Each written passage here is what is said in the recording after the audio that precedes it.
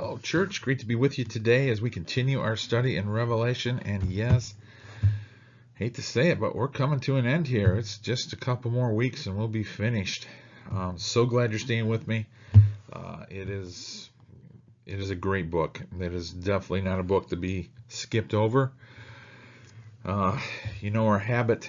We see our religious friends and they just do a number on this book, take it out of context, go in all different directions, and just make a mess of it. So that causes us to say, well, that book is too difficult, and so we just go all the other way and just don't even read it. And yet this is the only book in the Bible that says if you'll be blessed if you read it and hear it and take it to heart. And so I hope that we are really taking this book to heart because it's so applicable to our world today, for sure. All right, so let's just get started. Again, a little bit of a review here in case you're just joining us, but it's always good to remind us how this book is laid out. Who's the book written to? The 7 churches of Asia. They are in Asia Minor, which is today Turkey, okay, the country of Turkey. That's where these 7 churches of Asia existed back in the 1st century. What's going on? They are being persecuted. Okay, and John is on the island of Patmos, and he's off on out in the Mediterranean Sea on a prison island. He's being persecuted. The church is being persecuted on the mainland, and these churches are going to be persecuted even worse. So Jesus gives this vision to John. He writes it down and sends it to the 7 churches of Asia. Now that's the context, okay? So we have a throne room scene in chapters 4 and 5 where God says, look, things are going to get tough, but I just want to reveal myself. Look at who I am. And it's a beautiful, beautiful picture that we see in chapters 4 and 5. But in chapter 5, we see a picture of Jesus also in that throne room. And he is handed a scroll. He's the only one worthy to open it. And he is going to open up basically the storyline, okay, of Revelation. But we need to understand, though, that even though this applies to the 7 churches of Asia, this is connected to them, it has everything to do with them, we can still make application today because our story is their story, all right? And so he opens up the scroll. There are 7 seals, okay? And the first seal, it shows a picture of what I believe to be Jesus, and he conquers, okay? He wins. And that's what we need to know right from the beginning. No matter how bad it gets, no matter how tough life gets or persecution from Satan gets, we need to know that he is always going to win. And if we're on his side, we can't lose. But then God allows, okay, and I know we can have a hard time with this. God allows war and famine and death. And who is bringing all of that? That is Rome. In the context, that is their Caesars, their Caesar worship, and their false religion. And Rome is just choking that down the throats of the people of that world, which they had taken over so much of the known world at that time. So then, because of this, Christians are dying, okay? So they are seen as being up underneath the throne, this altar, the altar of incense, okay, where the prayers are going up, and they have a request. God, how long before you avenge our blood? And so when seal number 6 takes place, God says, okay, I'm gonna bring my judgment. I am gonna answer your prayers. Your prayers are heard, and I'm gonna bring down judgment. And what we have seen very clearly in this book so far is this is not end-time judgment, as many of our religious friends believe. This is end-time judgment, judgment in their world. And he's going to bring that judgment down on Rome and all their false religion and false gods. And that's the storyline. In fact, God has been painting this storyline all through the Bible. I mean, isn't that what happened, right? Here's the Israelites in Egypt, and they cried out to God, and God speaks to Moses on Mount Sinai in the burning bush and says, okay, I've heard their cries. Go back. And he brings judgment down, and he releases the Israelites from their slavery. This story has been played out all through time, and here it is being played out one more time. But we need to know this story. So then we roll from these 7 seals And that rolls into 7 trumpets. So God says, look, before I bring that judgment down, I want to warn people. So here's I guess, minor judgment that he brings down. It's like warning shots, like when you warn your kids, right? And then, because they don't listen, he brings down the 7 bowls of wrath. Here it comes. Here comes God's judgment. While he tells this story, there are 3 intermissions. Okay? It's kind of like the story within the story. It's a different way of writing it. As he's telling the story and bringing these 7 seals and the 7 trumpets and the 7 bowls, he stops the story and says, wait a minute. I just want to tell you how much I care about you guys.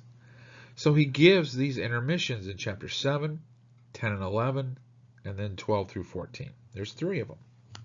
And we learn some amazing things about the gospel, how much God cares about us, because he cares about that world. He doesn't want to bring his judgment down on people. He wants people to obey the gospel and be saved.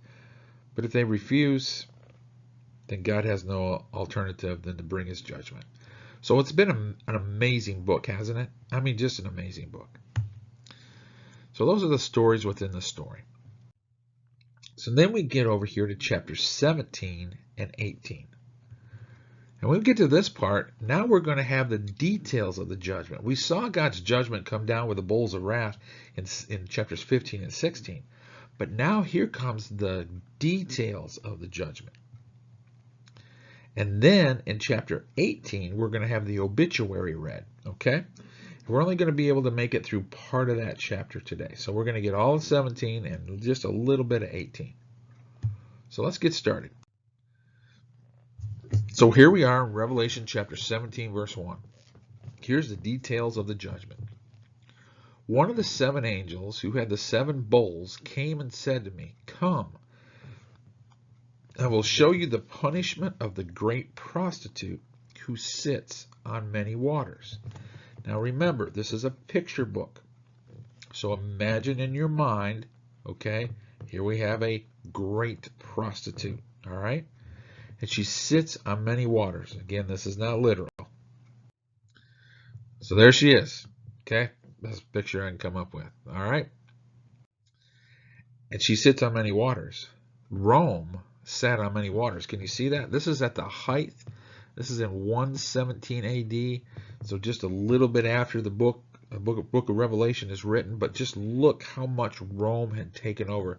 She sits on many waters. This is most of the known world during that time. It's a powerful empire, okay?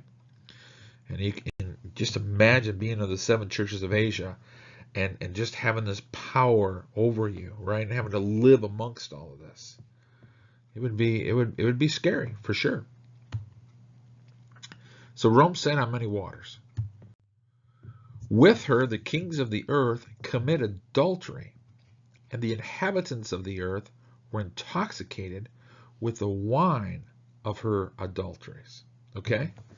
So not only is Rome by itself, but it's using other kings to commit adultery with her, right? So here's that lady, right? She's drinking this cup, the wine of her adulteries, right? Rome. And they use other nations. Egypt. Egypt used to be against Rome, but then later on, they become allies with them. You see this all through history, right? You saw that with World War II, with Russia. Russia and at the beginning of World War II, Russia and Germany were allies. And then Germany turned on Russia, and then they fought against each other. It's a crazy world, isn't it? So here's Rome, and here's Rome's allies. And they're all working together to bring this false religion and lies of this great prostitute to the world. Then the angel carried me away in the spirit into a desert. And there I saw a woman sitting on a scarlet beast that was covered with blasphemous names and had 7 heads and 10 horns. Here's the picture, okay? Let me try to help you with it. So here's this animal, right? Remember, it sits on many waters, so it's coming up out of the sea. It's got 7 heads and 10 horns, right? Just, it would be a scary dream to have, wouldn't it? The woman was dressed in purple and scarlet and was glittering with gold. Boy, she looks pretty fancy, doesn't she? Precious stones and pearls. She held a golden cup in her hand, and it was filled with the abominable things of the filth of her adulteries. Okay, are you getting the picture? Well, here's that picture. There's that beast with 7 heads, right? There's that great prostitute, and she's holding the cup of the abominable things that she's been choking down the world with their false beliefs and all of their lies. This title was written on her forehead, Mystery. So mystery, I think that tells you that this is a picture, not to be taken literal. Babylon the Great, the mother of prostitutes and of the abominations of the earth. Now, this takes us back to the book of Daniel. Remember, we started this study in the book of Daniel. And if you haven't seen those studies, go back on my YouTube channel and start from the beginning and watch Daniel. Because we've seen in Daniel 2, Nebuchadnezzar, King Nebuchadnezzar, the Babylonian king, had a dream. And he has a dream of the statue. And there's 4 kingdoms in that statue. And the real focus is on Rome. But it starts with Babylon. And then Daniel in chapter 7 has a dream. He has a dream of 4 beasts. And they all represent 4 kingdoms. And the real thrust is the last kingdom, which again is Rome. But it starts out with the Babylonian kingdom. Well, within that, within Rome, it has parts of Babylon, the Medo-Persians, the Grecian Empire, all wrapped up into this beast of Rome, of this terrible prostitute, as it's described here in this chapter. So I think that's why he's using this name Babylon the Great. And think about it. If John is on the island of Patmos, and he is there, he's on a prison island. He's there because he's being persecuted because of the Word of God. And he writes a letter to the 7 churches of Asia, which is on the mainland. And he says, hey, Rome's going to be destroyed. She's a great prostitute. Do you think that letter would have ever made it? I don't think so. So he's writing here in a code or a picture that they could understand. He knows who's there, he is taught. They know who he is talking about. There we go. When I saw her, I was greatly astonished. You know, as I get older, and I just look at our world, and I really look behind the scenes, and I really look at what's going on, I just thought that this world was just wonderful. It was a great place to live and the whole bit. But then when you really see all the sin and the abominations that go on behind the scenes in our world and our governments, I gotta say, I'm astonished too. And I think that's the picture that Jesus here is showing John. Okay? Look at this bigger picture. It is not pretty. Look at all of her abominations, right? She's just drunk on them. It's the same in our world. Then the angel said to me, why are you astonished? I will explain to you the mystery of the woman and of the beast she rides, which has 7 heads and 10 horns. So now he's going to explain who this is. So get ready for the details. This is the details of God's judgment that he's bringing down. So again, one more picture. That gray beast, 7 heads, 10 horns. The beast which you saw once was, now is not, and will come up out of the abyss and go to his destruction. The inhabitants of the earth, whose names have not been written in the book of life from the creation of the world, will be astonished when they see the beast, because, notice, now it makes him a he. He once was, now is not, and yet will come again. Okay? Now he's giving details here. So here's this beast, all right? And he's called a he, all right? This calls for a mind of wisdom. Okay? So get your thinking caps on. And again, you really got to use your Bible, understand a little bit of history, and I think this is going to make sense. The 7 heads are 7 hills on which the woman sits. Oh, that's who this is. So there they are, the 7 hills. Rome sat on 7 hills. Everybody and their brother would have known that Rome sat on 7 hills. That town was known for that. Okay? So who's this beast? It's Rome. They are also 7 kings. Oh, that's interesting. So 5 have fallen, 1 is, and the other has not yet come.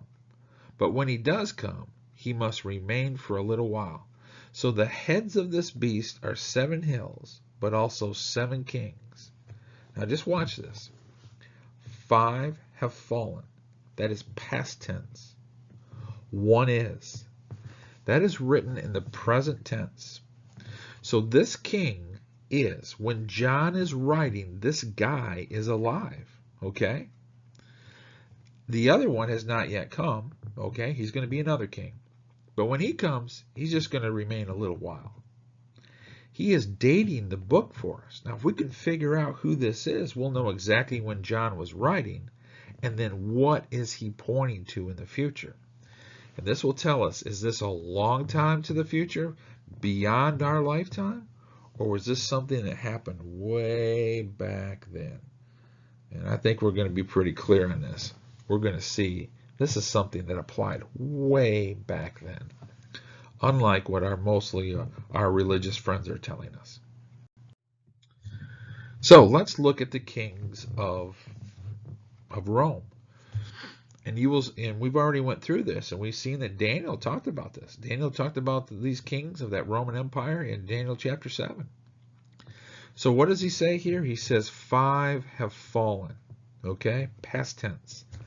Now, there's lots of different ways to try to take these numbers and add these numbers up, but a lot of people want to start with Julius Caesar, and they're going to say he is the first Caesar. He has Caesar in his name, but he was never a Caesar. He was never an emperor. In fact, he was on his way to be made emperor, and he was assassinated on the way. So he never became a Caesar. So the first Caesar is Caesar Augustus, all right? And this is a Caesar that lived when Jesus was born, okay? Then there was Caesar Tiberius. This is the one who lived when Jesus was crucified. And then there was Caesar Caligula, okay? The church had to deal with him, okay? And then Caesar Claudius, the church had to deal with him. And then Caesar Nero, and the church had to deal with him. And these Caesars are mentioned in the New Testament. So those 5 have fallen past tense. That's how I understand this, okay? And remember, I'm just a person. Then you have 3 others, Galba, Otha, and Vitellius. They only lasted a few months, and boom, they were assassinated. And then someone else came along and was assassinated, and then another one. And this is what we've seen earlier in the book of Revelation here, is that this beast or Rome had a fatal wound. That was what I believe the fatal wound. I mean, heads were being chopped off every couple of months, okay? They had a fatal wound. So then comes Vespasian. This is who I believe the one is, okay? Because the other 3 weren't really considered Caesars. So he is. So the dating of the book, which I understand, is between 69 and 79 AD. It's right in there somewhere. Now his son, after his death, will become emperor. And he will reign from 79 to 81. And this is what I believe is, he's not, when the text says he's not yet come, but he will remain a little while. He only reigned 2 years. Okay? So that's how I see this chapter being how it comes out. Now you wrestle with that. You may have another way of doing this math. I've spent years and years looking at this and tried different equations. This is the best that seems to fit. Okay? Verse 11. The beast who once was and now is not is an eighth king. Oh, there's an eighth king. And this guy is called the beast. He's the one that everybody is looking for. This is what our religious world would call the antichrist. Again, the book of Revelation does not use the word antichrist, so we don't want to misapply that.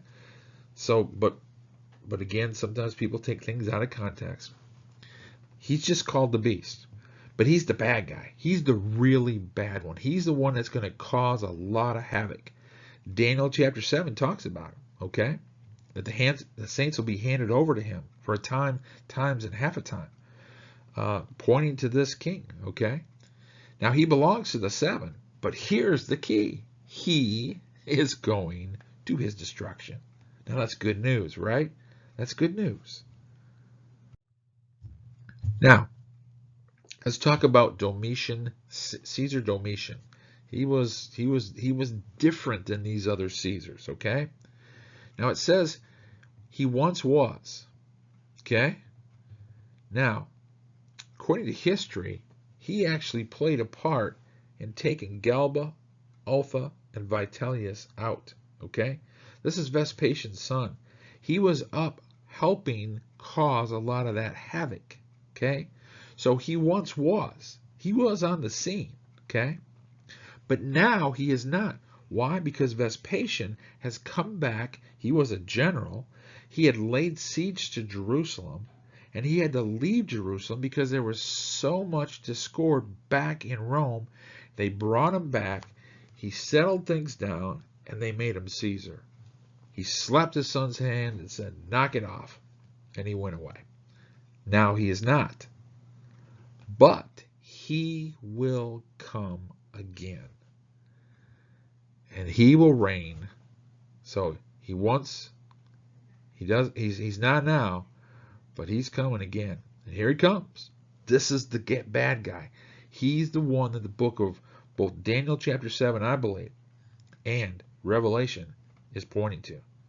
Look out for this guy. Now, here's just a little bit of information about him, okay? And I'm not going to read all of this, but this gives a little bit of information. If you want to slow this video down and read this, you can go back, okay? But this talks about Domitian's reign, okay? There was times when he was good, and then there was times he was worse, but he slipped into cruelty, okay? Pretty common with Caesars, all right? Vanity seemed to be his thing, okay? Domitian's status, he filled the capital with statues of himself, all right? Announced the divinity of his father, his brother, his wife, and sisters, as well as his own. Now that's something new for a Caesar. When Caesars died, they were elevated to the status of gods under the Roman rule, okay? Not this guy. He comes along and says, you know what? I'm God right now. That's different. And that's going to play havoc for Christians because they know who God is and they can't worship this guy, okay? So he organized a new order of priests to tend the worship of these new deities and required officials to speak of him in their documents as what? Our Lord and God. Wow. Right? And we're going to see he's got blasphemous names written on him, okay? That's blasphemy, okay? All right. So this comes out of Will Durant, Caesars and Christ. Domitian executed some Christians for refusing to offer sacrifices before his image. Okay, so he was killing Christians, all right? And then he became paranoid. Well, I would too. If I was taking out God's people, I would become paranoid big time, all right? I'd be looking over my shoulder all the time. And this is what happened with these people. It was just a miserable way to live for any of these Caesars. And then here it talks about a little more of his history from another source. And it really shows here that look, he didn't just hate Christians. He hated anybody that stepped in his way. So he killed lots of different people, but at the same time, he did kill Christians, and he persecuted them. And I believe this is what John is being told. Look, things are bad now, but they are going to get worse. So look out. Verse 12. The 10 horns you saw are the 10 kings who have not received the kingdom. So they haven't received the kingdom. But for one hour, they will receive authority as kings along with the beast. So this is going to be what I believe is those allies of Rome. Okay? And there were other kings and allies of Rome that worked with Rome, again, to bring all this falseness down. Verse 13. They have one purpose and will give their power and authority to the beast. So they're all working in cahoots together, okay? They will make war against the Lamb. Wow, you don't want to do that, do you? This is Jesus. But here's the key. But the Lamb will overcome them. We saw that back in chapter 6. Jesus conquers, right? Because why? Because he's Lord of Lords. And he is King of Kings, not Caesar. Not any of the other kings of the world that have ever been or will be in the future. He's king. And with him will be his called, chosen, and faithful followers. There's the good picture right there. It's giving the details of the judgment. These guys are going down, aren't they? Then the angel said to me, the waters you saw where the prostitutes sit are what? Are peoples and multitudes and nations and languages, because those waters spread out all over, right? I mean, just think about that. There's that picture. Sorry, I went too fast there. The beast and the 10 horns you saw will hate the prostitute. Sounds like our world today, right? You know, it's almost like some of our political people just seems like they just hate the United States by the things that they do. It's like, I'm working for you, but I'm working against you. When you get into the world of sin, nothing makes sense. It's just mass chaos out there, isn't it? It was mass chaos then. And you know what? It always has been. Go back to the beginning of your Bible. Cain killed Abel. That is mass chaos. We live in a fallen world, and we're trying to get through this, and God is teaching us, molding us, and shaping us, but trying to get us, as we go through it, to trust in him. The beast and the 10 horns you saw will hate the prostitute. They will bring her to ruin and leave her naked. They will eat her flesh and burn her with fire. Let me just give you some pictures here, okay? Just gonna, leave her naked. Gonna eat her flesh, right? Crunch, crunch, crunch. And we'll burn her with fire. It's not going to be good. It's not going to be good. For God has put it into their hearts to accomplish whose purpose? His purpose. Remember how I said in some videos earlier that Satan uses these other nations as his puppets, okay? He uses Rome or maybe Germany or, Egypt and all these other nations that he's used all through the years as his puppets. But who's above him? God. And God, who's he got on a string? Satan and all that he has on a string. Who's really in control here? God has put it into their hearts, those other kings, those other nations, to accomplish his purpose. So whose hands is all this in? It's in God's hands. You know what? That can cause us to relax a little bit. And I know you don't want to. I know you don't want to as you go through this life and you see all the chaos that goes on. You don't want to relax. As I get older, I've become more anxious about things, okay? Concerned about our politics and our world and everything that goes on in the world. But I need this reminder. This is God who's in control, not any nation. They may look like they're in control. They may look like they're running the show, but God is running the show. To accomplish his purpose by agreeing to give the beast their power to rule until God's words are fulfilled. The house is coming down, guys. It's coming down. It's going to happen. The woman you saw is the great city that rules over the kings of the earth. Well, who's the great city? It's got to be Rome. If you lived during that time, stay with the context of the book. That's Rome, right? Absolutely. So the woman and the prostitute, right, is Rome. The beast has these 7 heads, are 7 hills, but also 7 kings, right? And the beast is Caesar Domitian. And the 10 horns are 10 other kings. This is Rome, Rome's allies. Pretty simple. So there you have it. The woman that a prostitute is Rome. The 7 heads are the 7 hills and 7 kings. And there's also going to be an 8th, which is the beast. That's Caesar Domitian. And then you have 10 horns. These are the other allies. And all of this is working together to bring Satan's garbage into this world. Their world. The world that they were living in. But they're going to be destroyed. And they were destroyed in chapters 15 and 16. And now we have the details of the judgment. Now we know who that judgment was coming down on. We have all the details. Isn't that cool? Works pretty good, doesn't it? Now we get to chapter 18. Now we're going to read the obituary. Okay? Let's read the obituary of all of that. Now we're only going to be able to go through part of it today. And then we'll catch the next of it next week. Okay? Lord willing. So here's the obituary. Chapter 18.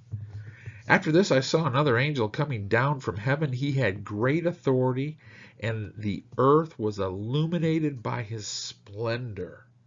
With a mighty voice he shouted. Okay? Here comes this great angel. Remember, this is a picture book. Look at the picture. Okay? So here's this angel, right? There he is, shouting with this great voice. What does he say? Fallen, fallen is who? Babylon the Great. Again, he doesn't use Rome's name, but I think everybody knew this is talking about Rome because Rome sat on 7 hills.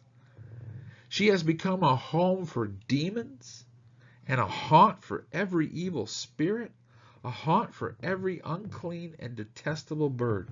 Here is the obituary. She's dead. It's over. She's taken out. Pretty cool, isn't it? So there's that angel. Fallen, fallen, in that loud voice. For all the nations have drunk the maddening wine of her adulteries. The kings of the earth committed adultery with her, and the merchants of the earth grew rich from her excessive luxuries. Does that sound like anywhere that you might live? Think about it. So there's Rome. So many people benefited from all of her luxuries, right?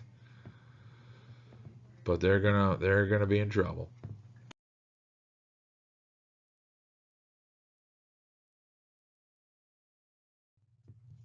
Then I heard another voice from heaven say, "Come out of her, my people."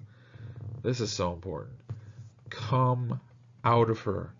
Don't take part of her, okay? I know she looks like she's on the winning side. Sin looks so good, but in the end, it will burn you. There's nothing there. Read the book of Ecclesiastes. Watch Solomon, how he went down all of these roads. He tried the drinking, he tried the partying, he tried the friends, he tried the building things, he tried this, that, having lots of money, just having lots of wives, the whole bit. They were all dead-end roads. None of them fulfilled those great desires within them. They're all dead ends. I've tried a lot of them. Don't go down those roads, okay? Come out of her. It looks good, but in the end, it's bad. It's really, really bad. You go down and ask how many drug addicts they're on the streets today. How they wish that they would have never taken that first time they took the drug. Or that alcoholic, right? Whose liver cirrhosis is no longer purifying his blood, right? His whole life is destroyed. And you ask him, how he wishes that he would have never taken that first drink. Come out of her, my people, so that you will not share in her sins, so that you will not receive any of her plagues. And that's what sin does. God always makes sin hurt. If you don't believe that, come and talk to me. I'll tell you how sin hurts. Come out of her. Come out of her. For her sins are piled to heaven, and God has remembered her crimes. He hasn't forgotten. He's seen it all. Give back to her as she has given.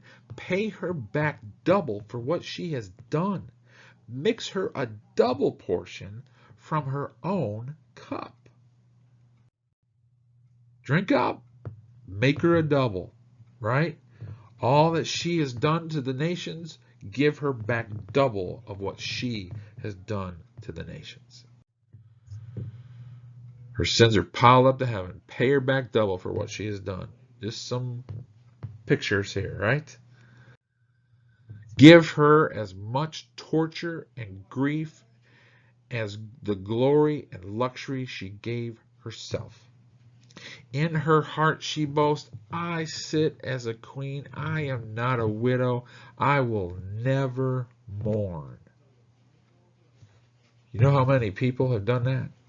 How many nations have done that? See, this when we started Daniel, that was King Nebuchadnezzar, right? God was trying to get his attention in chapter 2. He didn't really follow. Tried to get it again in chapter 3 with Shadrach, Meshach, and Abednego and that whole statue, and they didn't burn up. But it didn't quite stick. And so what do we find in chapter 4? He's beating his chest and saying how great I am, and look at all the greatness that I have done. And Daniel says, you're coming down, dude. And he lost his kingdom. He's doing the same thing. I sit as a queen. I'm not a widow. I will never mourn. And boy, I'll tell you what, he went out and ate grass like an animal, right? I mean, he had a tough time. And you go to history, the Babylonian history, and what will you find with King Nebuchadnezzar?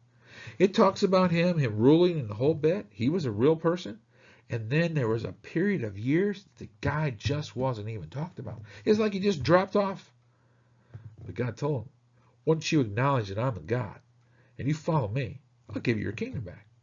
And all of a sudden, out of nowhere in history, King Nebuchadnezzar shows back up. There you have it. The Bible matches up perfectly with history. This is what God does to people who has this pride. He'll bring them down, every one of them.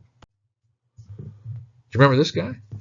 As he thumped his chest over Germany, right? Look at the crowds. He boasted of this 1,000-year Reich, man, and you know what? He was putting people back to work. They were just coming out of depression. So there was some good things that was happening, okay? But he was choking down their throats, this false beliefs that he was just high and mighty. And what happened to the guy? I'm going to tell you the story. They tried time and time again to try to assassinate this guy. They tried to take him out. And if I was living in the world, I'd be like, God, we got to get rid of him. We've got to get this guy taken out. And yet, I mean, look at this room right here. There's this massive table. It was very thick. And this bomb went off underneath him, but it was just a little bit away. And he survived that bomb. Okay? Other people in the room were killed. But even that didn't take him out. There was attempt after attempt. There was 42 assassination attempts on Hitler, and every one of them failed. But here's a question. Did he get taken out? He did. He did. Here's some of the last pictures of him and his army. Do you see him inspecting his troops? He's inspecting his troops and their boys, old men and boys. Where is your great army now? Where is your great country now? The Russians are just down the street. The Americans are coming up the other way, and the British and the Canadians and the French, and they're coming this direction. He is surrounded. And if you saw the video of him walking through those troops, I've seen it. He's slunched over. His hand is shaking. And he has been taking I think what's recorded like 70 some drugs every day. This man is totally out of it. Look how much he has aged. Look how puffy his face is in just a couple of years. And I wonder if all those assassination attempts failed because God says, you know what? I'm going to take this guy out. I'm going to bring him down to ruin. Just like he brought down King Herod in Acts chapter 12, where he was eaten with worms. He sat there and beat his chest and said, man, I'm great. And he said, I'm God. And a few days later, he's dead. All by God. And that's what happened. Shot himself. They took his body out. They burned it just outside of his bunker. Not a pretty picture, is it? Hitler died. Is this what God does? Is this what God does? Yes, this is what God does. It's amazing to see the power of God. Just step back and look at it. We need to trust it. We need to trust that He's in control, that He's in power, and we need to follow Him. And if we do, we'll be okay. So here's the obituary being read as we go through Rome. Next week we will pick up about halfway through chapter 18, and we'll read chapters 18 and 19.